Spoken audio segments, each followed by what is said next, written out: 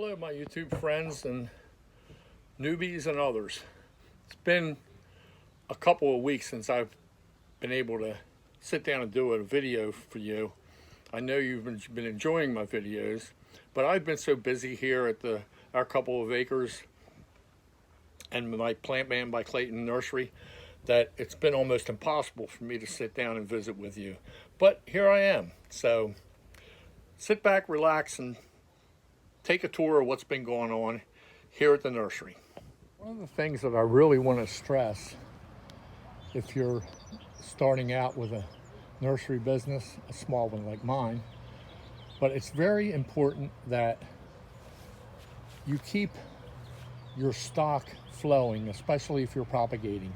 As you can see here, I have a raised bed here where I have planted a lot of hosta that have been in the ground now for 2 years, and as you can see, they are really in great shape. And I have taken some of these hostas and divided them, even though it's early spring of 23. Springtime is the time to divide hostas, and I've potted the divisions up, and they will stay in my hosta house until 2024 when they'll be put up for sale. But it's very important to keep your progression of mother plants, as I like to call them, going, because if you run out of inventory, you run out of things to sell. Here we're in the hosta house, which is a shade house that I built with shade cloth and an old carport. It's completely covered with 50% shade cloth, so it blocks a lot of the sun, which is what the hostas love to thrive in.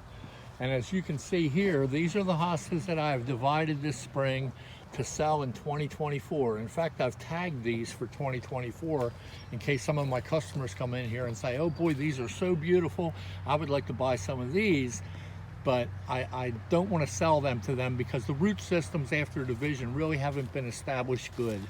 By this time next year, these hostas will have a beautiful root system and they'll also be ready for sale. And when I speak about mother plants, these are some different varieties of hosta that I have in larger pots that I'm propagating and allowing them to grow on for a couple of years so I can take divisions out of them. For example, this is a Grand Tierra, and I call that my mother plant there. I also have some Sunrise. On down here, I have some First Frost. I actually divided them last year, and they sold so fast that I only had one left. So I kept him, and I kept the mother plant, and I'll give them a good feeding with some slow-release fertilizer as they grow on during the summer. And hopefully by next year, they'll be ready to be divided, and I'll be able to get a dozen, maybe 18 or 24 hostas out of each one of these mother plants. This is the main reason that I haven't had time to really post a video in quite a while. I managed to hook up with a local farmer who propagates a lot of arborvitae and boxwood, and he sold me a total quantity of 390 green giant arborvitae, emerald green arborvitae, and little missy boxwoods. They were bare root, and they all needed to be potted up into 1-gallon trade pots for sale. Luckily, I have a friend who can help me on Wednesdays, and she came over and we went to town, but it took us about 2 weeks to get everything potted up and ready to go.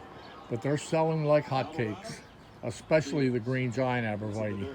As you can see here, I had 175 green giant arborvitae, and I'm down to maybe 20. But I also have some that I took cuttings last summer and stuck these cuttings, and they seem to be doing really well. There's a lot of light green growth coming on these. So I took them out of the cutting pot and potted them up into individual pots, and hopefully by next year they'll be ready to go. The hardwood cuttings are doing nicely. Here we have some Natchez white crepe myrtle that I took in the dead of winter, and they're putting on some nice growth already in the greenhouse. Over here we have some double pink spirea.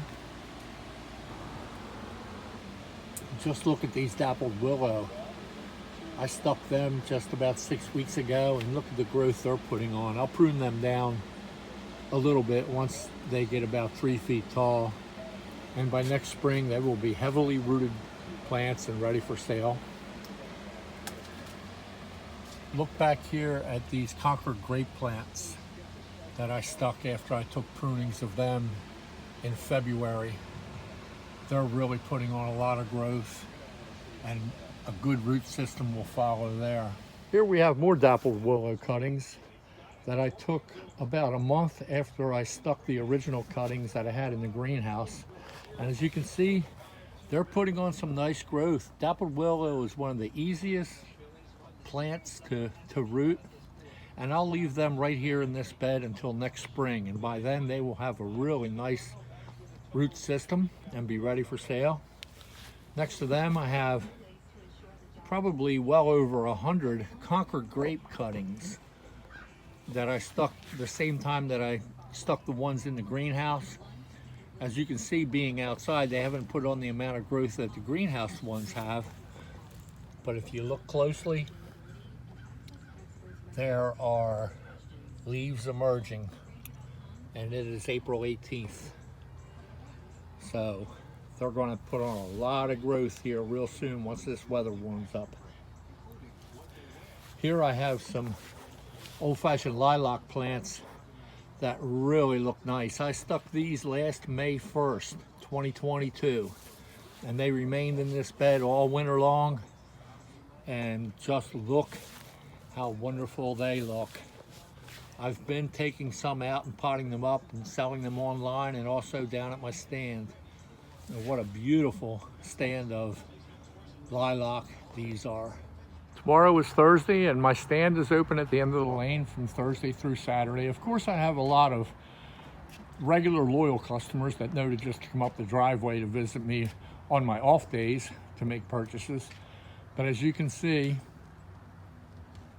I have a nice variety: daylilies, some lilac, some iris, forsythia in the back, some of my boxwood, my green giant arborvitae, my emerald green arborvitae, my couple varieties of hostas.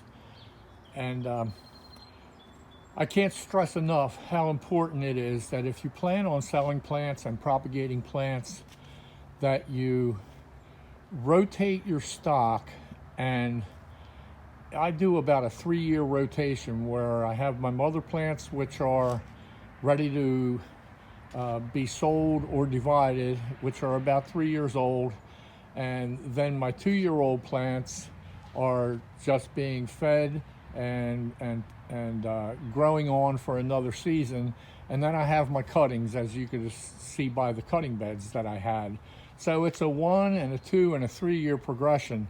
It takes a little time to really get things up and running, but if you follow the guideline of never running out of stock, then you will be able to propagate your own inventory, and that is a major savings in cost when you're trying to run a profitable small nursery. So work hard, put in your time,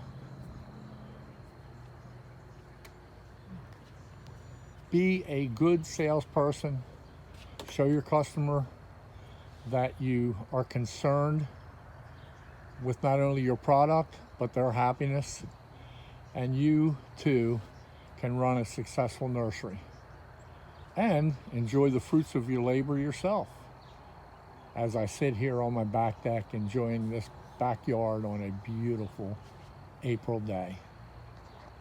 I hope you enjoyed this video. Please hit the like button and subscribe. And as soon as I get some more free time, I'll be back to you with more videos for you to enjoy. Thanks for visiting my channel. I hope you have a wonderful day, and God bless.